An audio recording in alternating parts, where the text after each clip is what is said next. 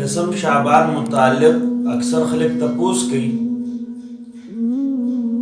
چې لسم شعبان کله دی. لسم شعبان د شروع ورځ د بود ورځ 8 مارچ باندې په دې شپه باندې عبادت کول، ذکر اذکار کول، دعاګانې کول او د ځان د پاره، د ټول امت د پاره، د خپل ملک د پاره دعاګانې کول، خپل ګناهونو باندې جړل او استغفار ویل. دا روایتونه ثابت دي. پکار دی چې